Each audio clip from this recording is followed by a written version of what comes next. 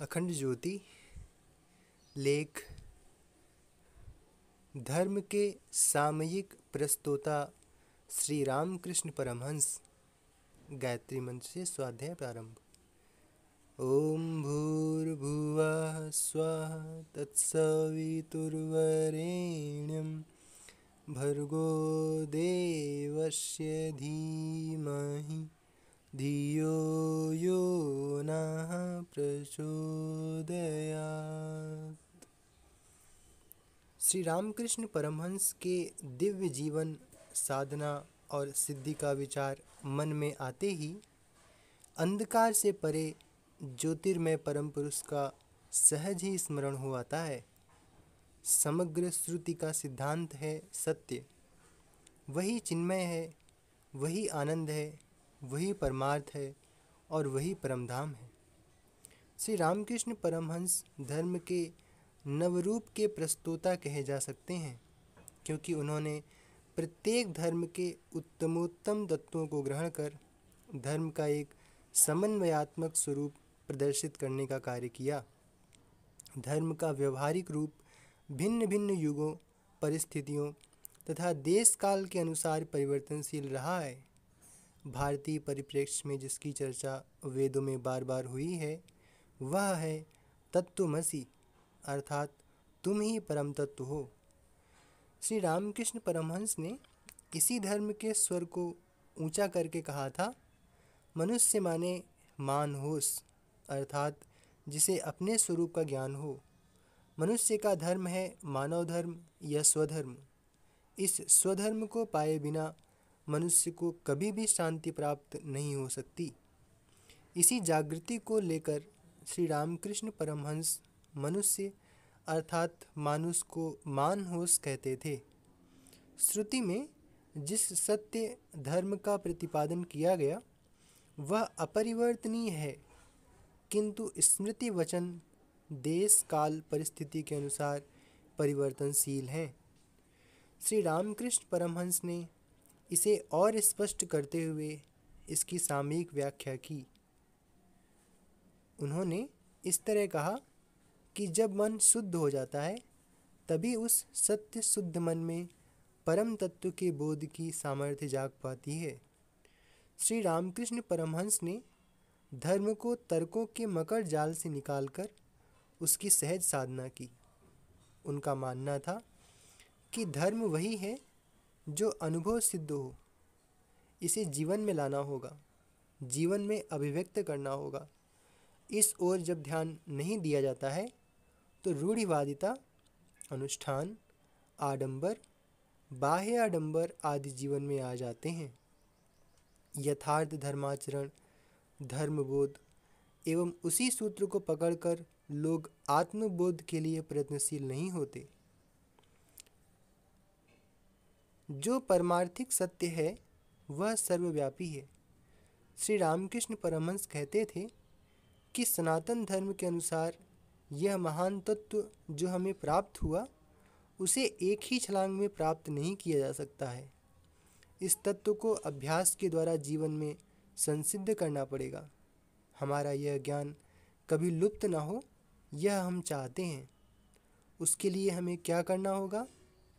मैं आज जहाँ हूँ वहाँ से मुझे सीढ़ी दर सीढ़ी क्रमशः धीरे धीरे ऊपर उठना होगा। उसी के लिए ये साधन, भजन, त्याग, तपस्या आदि की बातें हैं। श्री रामकृष्ण परमहंस ने विविध मत व मार्गों के द्वंद्व को मिटाने तथा धर्म के सार्वभौमिक स्वरूप की स्थापना का कार्य किया। उन्होंने इस तथ्य का व्यापक प्रचार प्रसार किया कि द्वैत, विशिष्टाद्वैत और अद्वैत एक ही अनुभव की विभिन्न अवस्थाएं हैं। स्वामी विवेकानंद ने कहा है, धर्म के इतिहास में श्री रामकृष्ण परमहंस ने ही यह प्रचारित किया कि मेरा धर्म और तुम्हारा धर्म अथवा नाना प्रकार के अलग अलग धर्म वास्तव में कभी नहीं थे। संसार में केवल एक ही धर्म है। अनंत काल से केवल एक ही सनातन धर्म चला आ रहा है और सदा वही रहेगा। और यही एक धर्म भिन्न भिन्न देशों में भिन्न भिन्न रीति से प्रकट होता है। स्वामी विवेकानंद जी ने श्रीमती बुल को सन 1895 ईस्वी में एक पत्र लिखा था।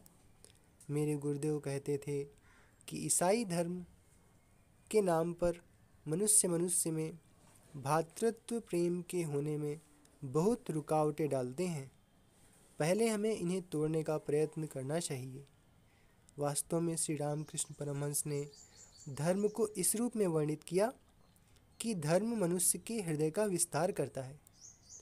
वे इस बात पर पूर्णतः दृढ़ थे कि धर्म को किसी को कुछ भी मान लेने को नहीं कहता, स्वयं परख लेने को कहता है। उन्होंने किसी नए धर्म की स्थापना नहीं की, अपितु उसी सत्य सनातन धर्म को, जो एक देशी होने के कारण सने सने रूढ़िवादी बन गया था, उसे नए रूप में योग, भक्ति, ज्ञान और कर्म के सर्वोच्च भावों के साथ सम्मिलित करके प्रस्तुत किया। उन्होंने कभी किसी धर्म की निंदा नहीं की, बल्कि सभी धर्म सत्य हैं, इस अनुभवजन्य सत्य के प्रवक्ता बने रहे। श्री रामकृष्ण परमहंस ने धर्म का जो समन्वयात्मक रूप संसार में प्रसारित किया, उसमें उन्होंने सहजता से कहा, देखो, मन मुख एक करो। यह बिल्कुल नई बात है, पर है अत्यंत गंभीर। वास्तव में मानव मन मुख की एकता नहीं कर पाता, कहता कुछ और, करता कुछ तथा सोचता कुछ और है। इस सिद्धांत को उन्होंने भावमुखी अवस्था कहकर सिद्ध किया। श्री रामकृष्ण परमहंस धर्म के शिखर पर आरूढ़ हो चुके थे। उन्होंने दान, करुणा, दया सदृश भावों को एकाकार करते हुए धर्म के लिए शिव ज्ञान से जीव सेवा का सिद्धांत दिया, जिसके अनुसार मनुष्य को आत्म साक्षात्कार के लिए हिमालय की कंदराओं में जाने की आवश्यकता नहीं है और न ही साकार निराकार की उपासना के चक्राकार बंधन में फंसने की। शिव ज्ञान से जीव सेवा के द्वारा प्रत्येक मानव ईमानदारी से हर जीव को स्वयं का रूप मानकर धर्म का पालन कर सकता है। धर्म की सुदृढ़ता का एक प्रबल साधन त्याग भी है। श्री रामकृष्ण परमहंस ने रुपया माटी है और माटी रुपया कहकर यह समझाने का प्रयास किया कि आज के युग की प्रमुख व्याधि कंचन है। श्री रामकृष्ण परमहंस धर्म के समन्वयात्मक रूप के पक्षधर थे। ऐसा करने के लिए उन्होंने सभी धर्मों के प्रति सद्भाव एवं सहिष्णुता की बात की। वे केवल समालोचना ही नहीं करते रहे, बल्कि सभी धर्मों के प्रति अत्यंत गवेषणात्मक एवं जिज्ञासात्मक दृष्टि के साथ उन्होंने यह संदेश दिया, जितने मत उतने पथ, और इसी संदेश ने उन्हें विश्व मंच पर एक समन्वयाचार्य के रूप में प्रतिष्ठित किया। उन्होंने वास्तव में सभी मतों को प्रोत्साहित करने के लिए उन मतों पर चलकर उनकी परीक्षा करते हुए एक ही सत्य पर पहुंचने के अनंतर अपने अनुभव के आलोक में यह सिद्धांत उपदिष्ट किया कि समन्वय का भाव भारतीय अध्यात्म का सनातन सत्य है। वे सर्वत्र एकत्व एवं समदर्शन की अनुभूति में प्रतिष्ठित हो गए थे। इसलिए एक बार गंगा के घाट पर एक मांझी द्वारा दूसरे मांझी की पीठ पर किए हुए आघात की वेदना को उन्होंने स्वयं अपनी पीठ पर महसूस किया था। श्री रामकृष्ण परमहंस सभी मतों का समन्वय करते हुए कहते थे, अरे द्वेष बुद्धि क्यों रखोगे, समझो कि वह भी एक मार्ग है, भले ही अशुद्ध क्यों ना हो।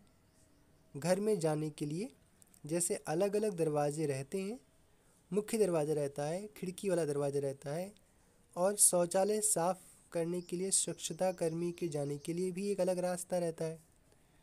जो जिस भी रास्ते से क्यों न जाए, घर के भीतर जाने पर सभी एक ही स्थान पर पहुंचते हैं। किसी के साथ द्वेष नहीं रखना है। श्री रामकृष्ण ने वेद और तंत्र का भी समन्वय किया। वे साकार, निराकार, अनेक रूप रूपाए ईश्वर के लिए किसी सीमा को नहीं मानते। वे कहते थे, इन सब रूपों में मानने पर भी ईश्वर की कोई इति नहीं है, ब्रह्म ही एकमात्र सत्य है। भारतीय साधना का यह चिरंतन भाव है। श्री रामकृष्ण परमहंस ने संसार और अध्यात्म दोनों में समन्वय का मार्ग खोजा। उन्होंने सांसारिक वास्तविकताओं को नकारने में विश्वास नहीं किया। उनके मन में जाति, कुल, मान का कोई भी अभिमान नहीं था, बल्कि मात्र एक पवित्र दृष्टिकोण विद्यमान था।